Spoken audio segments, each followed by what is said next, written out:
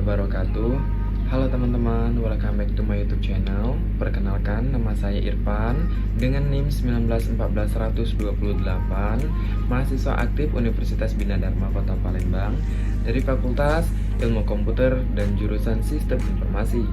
Di sini saya akan mempresentasikan tugas UAS mata kuliah Enterprise Arsitektur dengan dosen pengampu yaitu Ibu Maria Ulfa MKom. Dengan judul yang saya angkat yaitu Perancangan Enterprise Arsitektur menggunakan Jackman Framework Studi Kasus pada PT Pipa Mas Adi Pratama. Latar belakang pada PT Pipa Mas Adi Pratama merupakan sebuah perusahaan penanaman modal asing atau PMA yang bergerak di dalam bidang usaha praktikan industri sepeda motor roda 2 dan 3 yang berusaha memberikan solusi bagi kebutuhan alat transportasi untuk masyarakat dengan memberikan prinsip total solution, yakni dengan memberikan pelayanan yang terbaik kepada konsumen dengan memadukan sinergi antara teknologi dan sistem informasi, membangun sistem-sistem yang terintegrasi di dalam perusahaan, memerlukan perencanaan yang sangat matang dan terencana agar dapat memperhatikan semua pemangku kepentingan di dalam perusahaan. Merencanakan keseluruhan sistem termasuk di dalamnya adalah mencakup semua aspek organisasi dan bisnis adalah apa yang dikenal dengan sebutan Enterprise Arsitektur. Enterprise Arsitektur digunakan untuk menganalisis, mengintegrasikan dan mendokumentasi arsitektur di perusahaan, pemanfaatan yang semakin efektif dan efisien dari IS dan IT mendukung kegiatan bisnis, mencapai salah satu kerangka kerja yang membahas masalah dalam pembangunan sistem informasi di perusahaan dari berbagai sudut pandang adalah Jackman Framework. Pemanfaatan yang semakin efektif dan efisien dari sistem informasi dan teknologi informasi yang mendukung kegiatan bisnis untuk mencapai tujuan dan layanan organisasi bagi pemangku kepentingan. Tujuan ini diharapkan dapat dicapai secara optimal bila terjadi sinergi antara strategi SI dan TI dengan strategi bisnis perusahaan. Analisis perancangan Enterprise Arsitektur,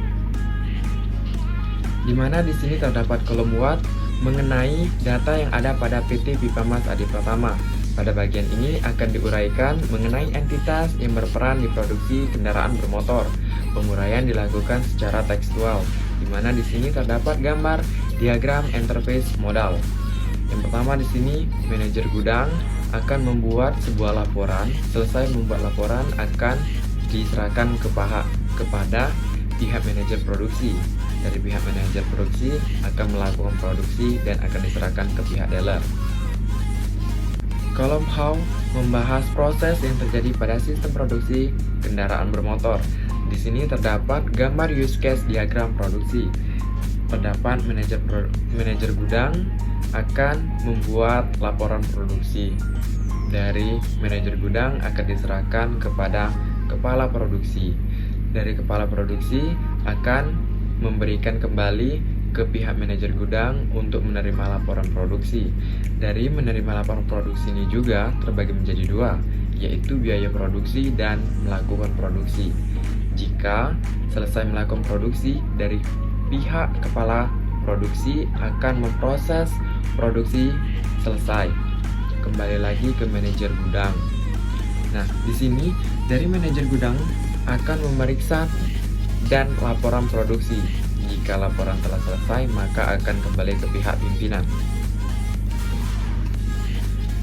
Di sini juga terdapat kolom How, yaitu gambar activity diagram produksi. Terdapat 3, yaitu manajer gudang, pimpinan, dan manajer produksi. Terdapat yaitu manajer gudang akan membuat laporan untuk produksi. Jika selesai akan diserahkan ke pihak manajer produksi untuk menerima laporan produksi. Dari manajer produksi akan membuat surat operasi. Jika selesai pembuatan surat operasi akan diserahkan kembali ke manajer gudang, yaitu menerima surat operasi dari manajer produksi. Dari manajer gudang akan menyerahkan ke pihak pimpinan untuk mentandatangani surat operasi oleh pihak pimpinan. Jika selesai, dari pihak pimpinan akan diserahkan ke pihak manajer produksi untuk diproduksikan kendaraan. Jika selesai, dari pihak manajer produksi akan membuat laporan produksi. Telah selesai, akan diserahkan kembali ke pihak manajer gudang. Dari pihak manajer gudang akan menerima laporan tersebut. Nah, di sini dari pihak manajer gudang pun akan langsung membuat surat jalan untuk distribusi kendaraan. Jika selesai, akan diserahkan kembali ke pihak pimpinan untuk mentandatangani surat jalan tersebut. Dari pihak pimpinan juga akan langsung mengirimkan ke pihak dealer.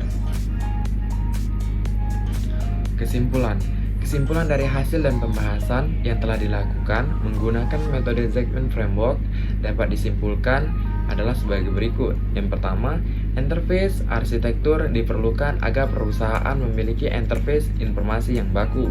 Yang kedua, manfaat interface arsitektur adalah sebagai landasan untuk pengembangan sistem informasi. Yang ketiga, Zekman Framework adalah framework arsitektur interface yang menyediakan cara untuk memandang dan mendefinisikan sebuah interface yang sedang berjalan agar lebih terstruktur dan terintegrasi dengan pengembangan IT. Yang keempat, arsitektur informasi interface akan menjadi acuan dalam investasi teknologi jangka panjang dengan pertimbangan kepentingan perusahaan. Oke, terima kasih. Mungkin itu saja yang dapat saya presentasikan dalam pembahasan materi tugas UAS ini. Mohon maaf apabila ada salah kata atau penyampaian dalam presentasi ini. Mohon dimaafkan. Saya ucapkan terima kasih. Wabillahi taufiq wal hidayah. Wassalamualaikum warahmatullahi wabarakatuh.